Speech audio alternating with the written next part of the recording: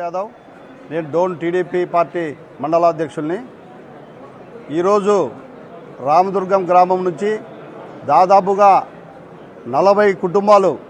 వైసీపీలో కొనసాగుతున్న 40 కుటుంబాలు మన కోట్ల జయసూర్యప్రకాష్ రెడ్డి గారు తెలుగుదేశం పార్టీ అభ్యర్థిగా డోన్ నియోజకవర్గానికి వచ్చిన తర్వాత వీరందరూ గతంలో కాంగ్రెస్ పార్టీలో సుజాతమ్మ గారు ఎమ్మెల్యేగా ఉన్నప్పుడు వీళ్ళంతా ఆమె కింద పనిచేసిన వాళ్ళే. ఇప్పుడు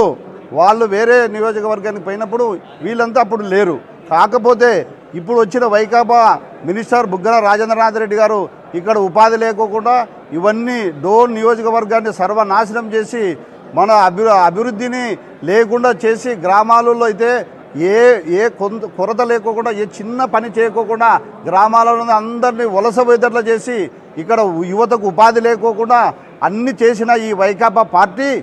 వాళ్ళందరినీ ఈ 40 కుటుంబాలు రామదుర్గం నుంచి వ్యతిరేకిస్తూ అతన్ని గద్దె దింపాలనే ఉద్దేశంతో మన సూర్యప్రకాష్ రెడ్డి గారిని అత్యధిక మెజార్టీతో తెలుగుదేశం పార్టీ అభ్యర్థి గారిని గెలిపించాలనే ఉద్దేశంతో ఈ 40 కుటుంబాలు వాళ్ళ వర్గీయులు, పాత వర్గీయులు కాబట్టి వాళ్ళందరూ ఆయన వెంట నడవడానికి రామదుర్గం గ్రామం నుంచి 40 కుటుంబాలు తెలుగుదేశం పార్టీలో చేరడమైనది. ఇప్పటి నుంచి చూసుకో, బుగ్గన రాజేంద్రనాథ్ రెడ్డి గారికి డోన్ మండలం నుంచి హెచ్చరించడం ఏమంటే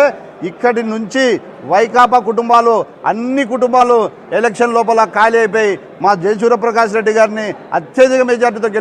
గెలిపించుకుంటామని చెప్పేసి ఈ సభాముఖంగా తెలియజేసుకుంటున్నాం.